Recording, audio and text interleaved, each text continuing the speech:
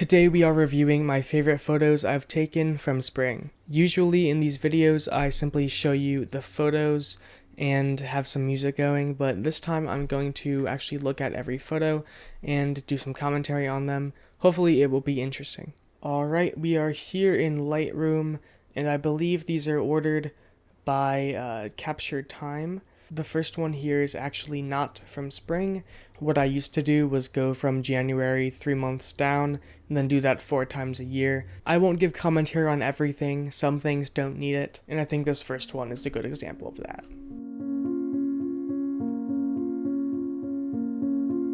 Next up, we have a photo I took backstage during a high school production of Little Shop of Horrors. Here we have our actor who played the dentist. I forgot his name. Then we have Seymour right here in the chair. This expression is when Seymour calls his tool rusty, which you can see it is, and he gets upset saying it's an antique.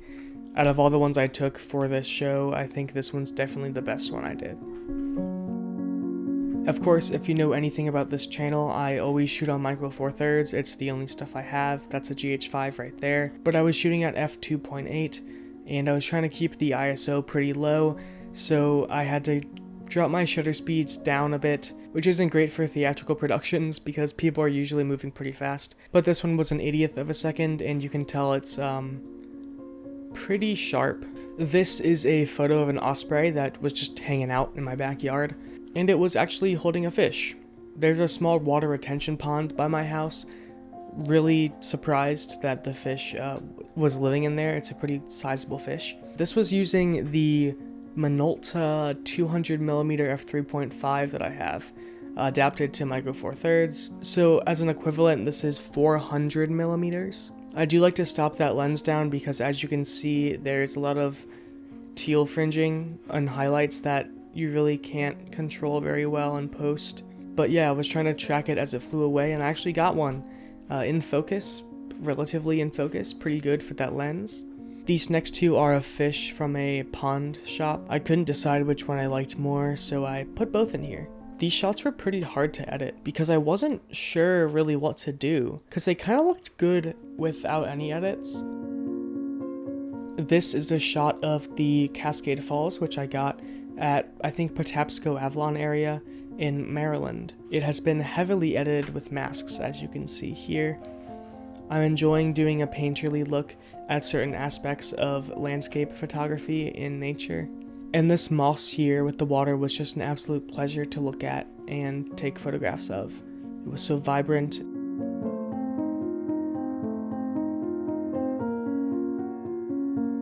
Sometime in May, I got a Pergear 60mm f2.8 2 times macro, which on a Micro Four Thirds crops in 2 times. It's basically like effective a 4 times macro lens. It doesn't have electronic contacts, so I don't know what magnification I'm at or aperture, but it's fine. I mean, it was great. It's really sharp, as you can tell. Actually, it's pretty sharp out to the corners. This is a lanternfly nymph, which is an invasive species of plant-destroying little insects, but they always pose like this, which is really funny to me.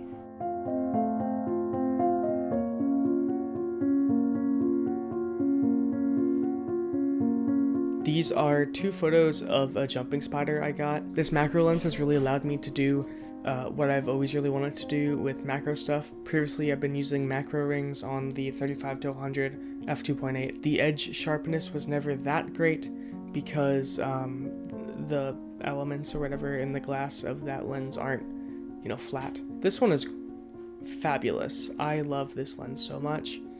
I've finally gotten very good images of jumping spiders. This one is probably my favorite.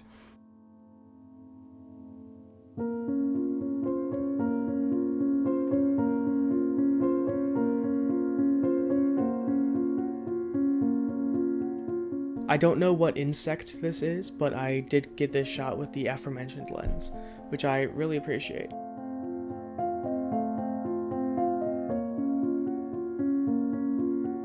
Now we've got 3 images of one of the shrimps in my fish tank. I couldn't decide which one was best, so we're gonna look at all of them. These were shot pretty high ISOs and there were a lot of shadows, so I did use the enhanced noise reduction algorithms that Adobe has on all of these 3 photos. I believe this one and this one are at the effective 4 times magnification range on that lens, and they really look good. I just couldn't decide which focus point I liked better. And this one is less magnification, but it does show you quite a lot of the shrimp, which I think is really cool. This one is my first image stack that actually turned out pretty good.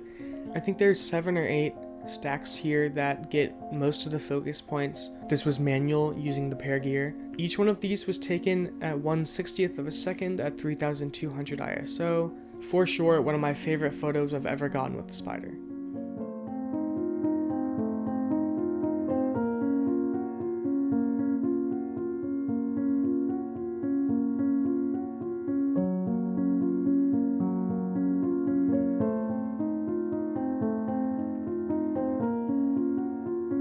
These are 2 shots from a music performance that one of my friends who's in a band played at. These 2 I just think are very good. They show a lot of energy, or at least this one shows a lot of energy. This one, he just looks pretty cool and he's nicely framed up in the vignette.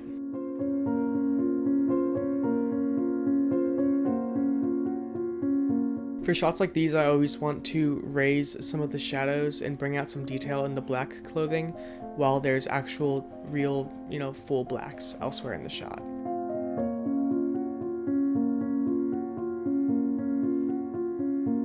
These next shots are all from Ocean City or Assateague Island on the eastern shore of Maryland. Now we have 2 photos from Assateague Island. I have problems with both of these photos, which is why neither one of them is the singular favorite. This one, this bird, I did not frame it up. It's too close to the edge, it looks off. Same with the wave, if it was moved over a little bit more, that would be better. And for this one, I think this darkness needed to be closer into the center, and these waves crashing that also brought in some darkness probably shouldn't have been there.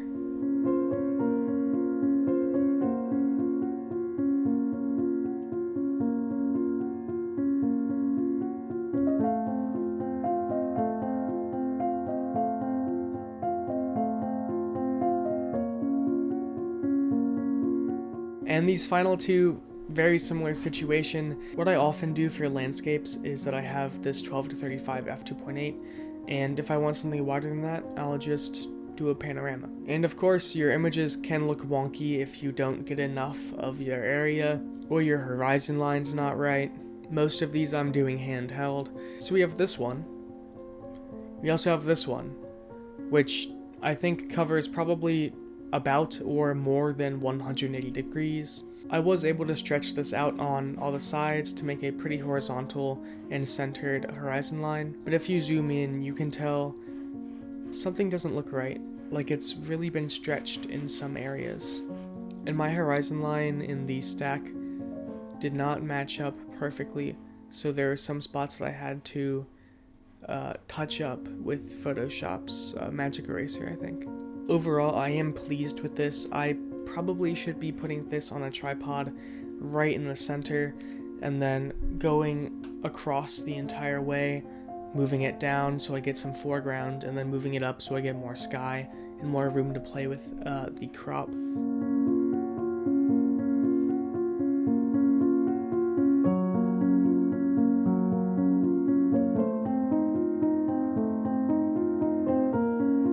So I hope you enjoyed that photography review. There'll be another one when the next season hits. Thank you so much for all the support, and I'll see you next time.